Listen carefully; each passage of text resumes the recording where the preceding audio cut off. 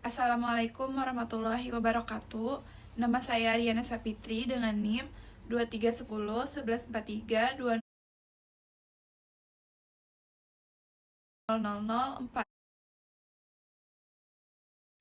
Assalamualaikum warahmatullahi wabarakatuh. Nama saya Ariana Sapitri dengan NIM 2310 1143 200004. Saya akan mempresentasikan PPT berjudul e-business dan e-commerce. Pengertian e-business. E-business merujuk pada segala aktivitas bisnis yang dilakukan secara elektronik. Ini mencakup semua bisnis, mulai dari pemasaran, penjualan, produksi, hingga layanan pelanggan, yang difasilitasi oleh teknologi informasi dan internet. E-business tidak hanya terbatas pada transaksi jual-beli online, tetapi juga melibatkan berbagai aktivitas bisnis lainnya yang mendukung operasional perusahaan. Pengertian e-commerce. E-commerce merupakan subset dari e-business yang lebih spesifik pada aktivitas jual-beli barang atau jasa melalui internet. E-commerce fokus pada transaksi online antara pembeli dan penjual, dan melibatkan penggunaan platform e-commerce, pembayaran online, dan pengiriman barang. Adapun ciri-ciri dari e-business, yang pertama, cakupan luas. Ini meliputi semua aspek bisnis. Lalu yang kedua, penggunaan teknologi. Ini bergantung pada teknologi informasi dan internet. Yang ketiga, orientasi proses. Ini fokus pada optimalisasi proses bisnis. Lalu yang keempat, ada interaksi. Ini memungkinkan interaksi yang lebih baik antara perusahaan dan pelanggan. Lalu ada ciri-ciri dari e-commerce. Yang pertama, fokus pada transaksi. Ini berfokus pada jual beli produk atau jasa.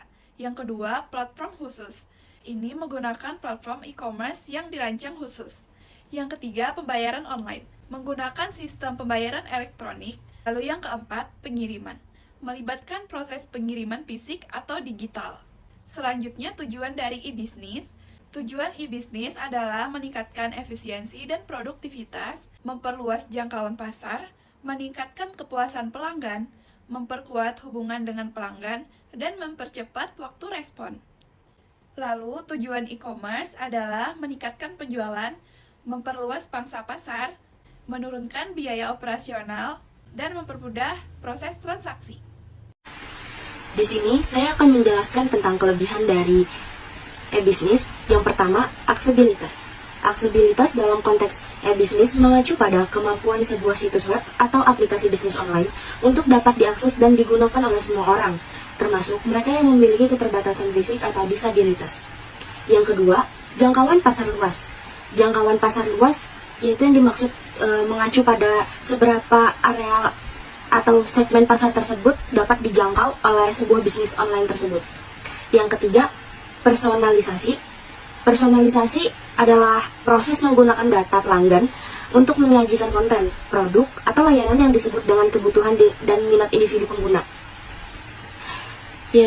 Yang keempat, efisiensi. Efisiensi dalam e-business adalah penggunaan optimal teknologi digital, proses, dan sumber daya untuk meningkatkan kerja bisnis, mengurangi pemborosan, dan memaksimalkan nilai bagi pelanggan dan pemangku kepentingan. Dilanjut dengan kelebihan dari e-commerce. Yang pertama yaitu kemudahan berbelanja. Kemudahan berbelanja dalam e-commerce adalah tingkat kesederhanaan dan efisiensi yang dirasakan pelanggan saat melakukan pembelian online, mulai dari pencarian produk hingga penyelesaian transaksi. Yang kedua, pilihan produk yang luas. Pilihan produk yang luas dalam e-commerce adalah ketersediaan beragam jenis, merek, dan variasi produk dalam suatu platform belanja online, memberikan konsumen berbagai opsi untuk memenuhi kebutuhan yang mereka cari. Yang ketiga, perbandingan harga yang mudah. Perbandingan harga yang mudah adalah kemampuan platform e-commerce atau alat pihak ketiga untuk menyajikan informasi harga diri berbagai sumber secara transparan dan mudah diakses, memungkinkan konsumen membuat keputusan dalam pembelian yang lebih informasi. Kekurangan dari e-business yaitu bisnis yang mengandalkan teknologi dapat menghadapi tantangan serius terkait ketergantungan pada infrastruktur digital. Ketergantungan ini meningkatkan resiko jika terjadi kegagalan sistem atau gangguan teknis. Selain itu, kemampuan data menjadi isu penting mengingat ancaman kebocoran data yang dapat merusak reputasi dan kepercayaan pelanggan. Di sisi lain, Persaingan yang sangat ketat dan ranah digital memaksa bisnis untuk terus berinovasi dan meningkatkan kualitas layanan agar tetap relevan dan unggul di pasaran. Berikutnya, kekurangan dari e-commerce.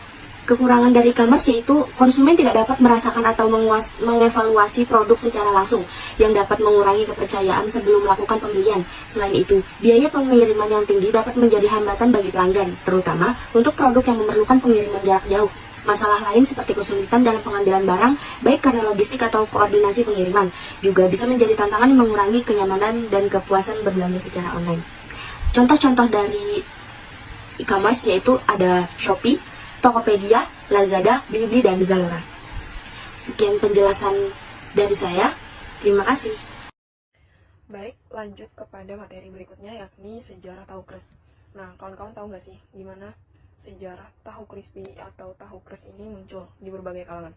Oke, tahu crispy atau tahu crush adalah varian tahu goreng yang dibentuk dadu kecil atau ditaburi tepung supaya muncul sensasi renyah di saat memakannya.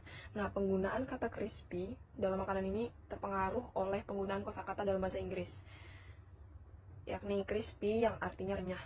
Nah, tahu crispy ini masih digolongkan makanan kreasi karena makanan ini tidak ditemukan oleh orang-orang pada zaman dahulu. Nah, karena itu peminat tahu crispy ini sangat banyak dari berbagai kalangan.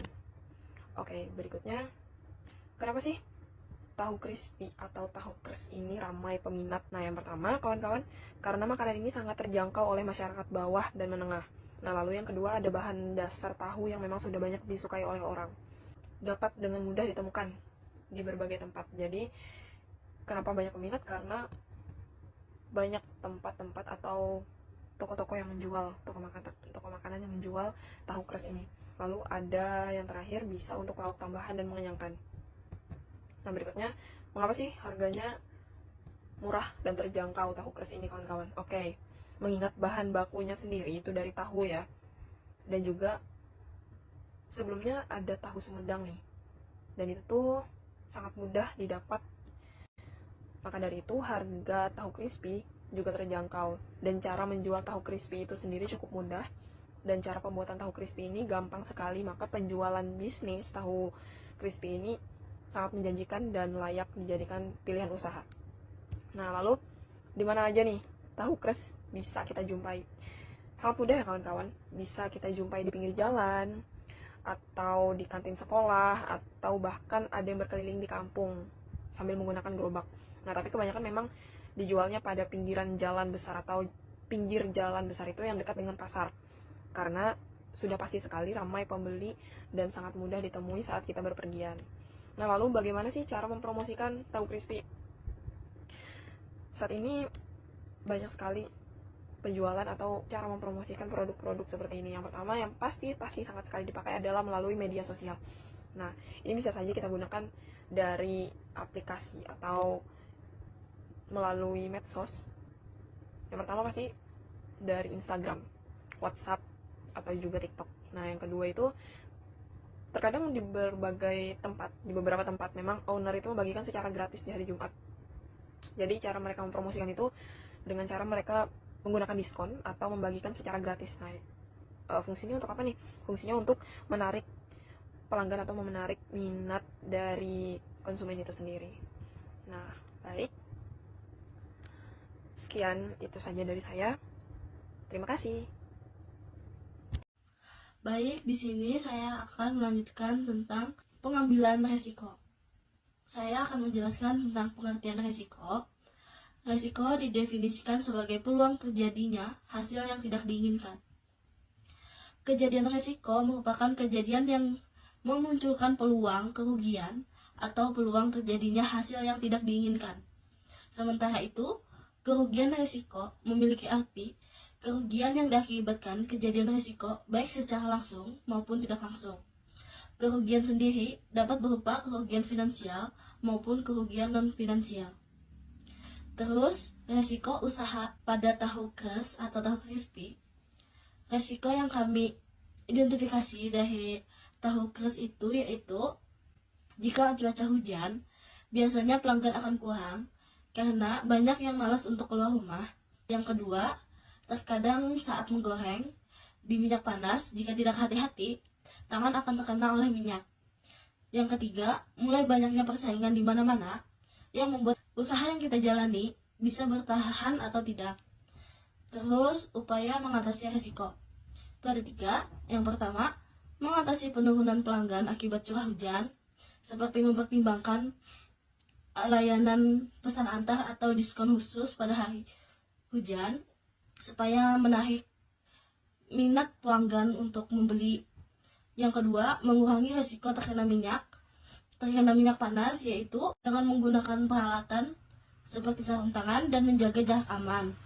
Yang ketiga, menghadapi persaingan yang meningkat, kita dapat melakukan fokus pada peningkatan kualitas produk dan layanan, serta berinovasi dalam rasa dan kemasan agar bisnis tetap relevan dan menarik bagi pelanggan. Terus kesimpulannya, usaha tahu keras memiliki potensi yang baik selama dijalankan dengan perencanaan yang matang, menjaga kualitas produk, dan pengelolaan keuangan yang baik.